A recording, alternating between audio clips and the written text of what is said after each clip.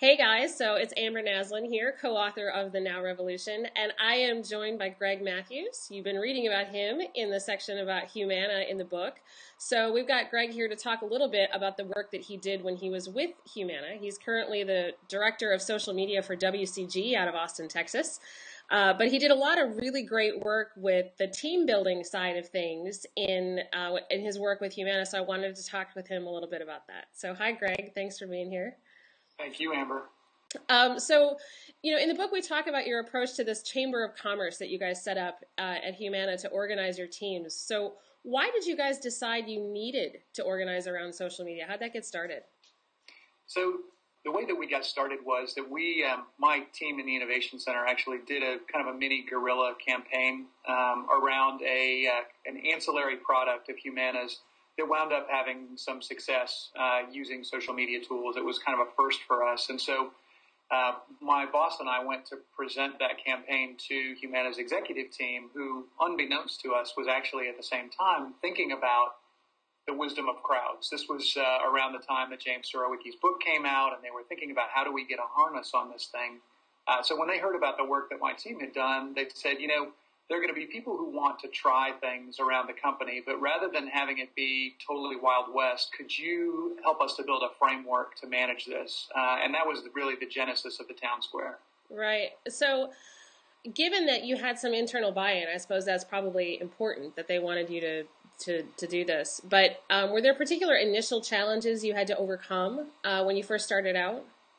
Yeah, I think so. I think like any big company, Humana tended to operate in silos. And so what were the business objectives for one department didn't necessarily match up exactly to the business objectives for another department. And one of the things that I had found, having worked in corporate America for my entire career, is that there tend to be organizational antibodies that will reject ideas, that may even say yes, but then do something different. Mm-hmm. And so for me, it was finding a way to take the nature of social, the collaborative, ground up, the groundswell sort of nature of it, and build that into a platform that would work inside a corporation. And that's not an easy thing to do. There's a natural tension there between the groundswell and the normal top-down control orientation of a company. But what I found is that by doing things a little bit differently than you would normally see in the corporate playbook, we were able to get a lot of really strong participation and buy-in. So when you started this idea to when you feel like it really started to get a foothold inside the company, how long did that take? I would say about 18 months before I could really begin to call it mature. We had our first town square meeting in December of 2008. Mm-hmm. And over the time of the next year, so I guess the full calendar year 2009, that group actually produced 30 different social media projects across 10 different departments. Wow. And when we were able to catalog all of that and really define it, that's when we sort of felt like we were grown up. We've accomplished something that's meaningful here. Well, I think that's really important to know because, a lot of folks seem to think that this is a just add water and poof, you have this happening. Right. So the intent to do it is one thing, but the effort it actually takes to make it happen is another. Yeah. So how did you get people interested in being part of this inside the company? It was an initiative of yours, but how did you get collective peer level buy-in?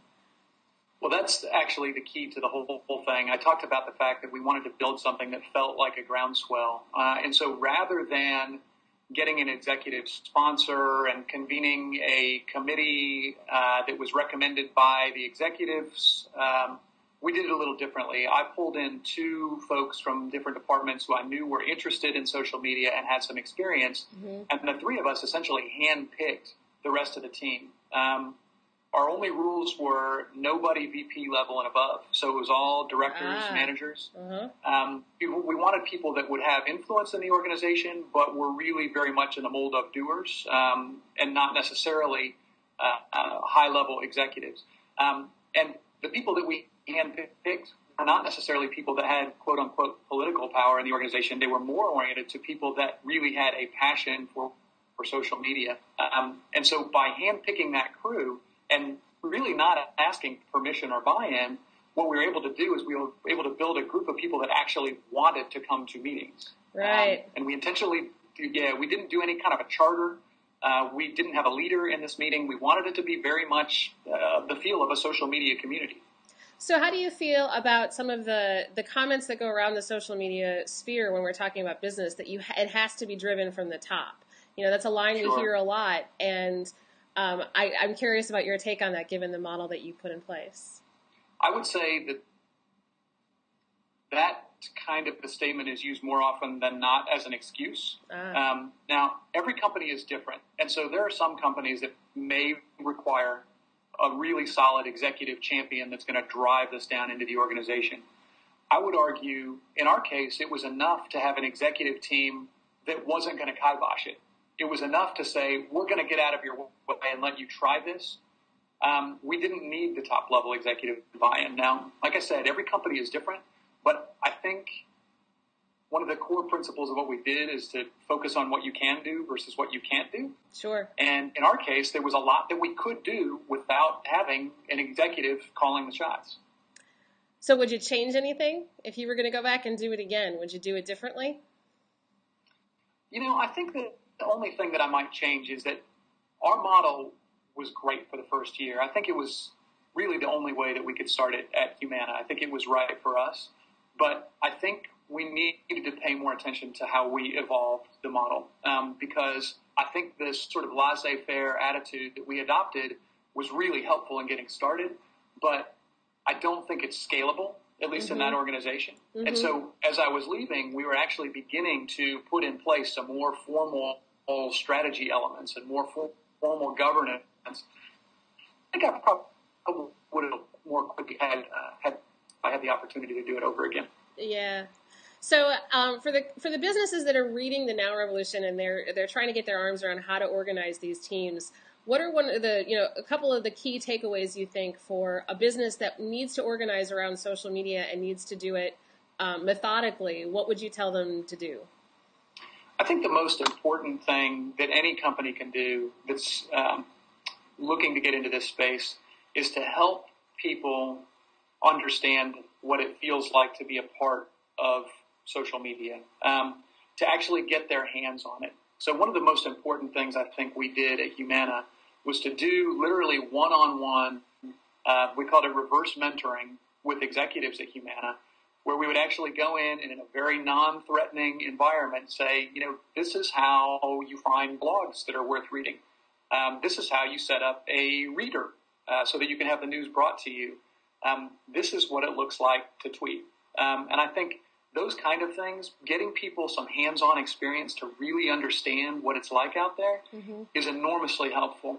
The other thing that I would say is if you can leverage people's passion, in other words, look for passion more than political power in the organization as you're looking to set up your team. Because everybody in a company is busy. Everybody is always going to have too much to do. You're going to be better off finding a more junior staff person who does it because they love it than you are a senior staff person who's okay with it but doesn't really have time for it. Yeah. Great points. Well, you know what, Greg, thank you so much. Thank you for being part of the Now Revolution. I'm so excited to share your work with the folks who are reading the book. So I appreciate you taking the time out to hang out with us and do that. Thank you, Amber. I've read the book, and I think it's phenomenal. I'm really excited for the launch. Thank you. See, did you hear all that, people? So we're really excited to have you part of it. Again, Greg's the Director of Social Media with WCG out of Austin. And thanks again, Greg, for your time. I really, really appreciate it. It's my pleasure. Thank you.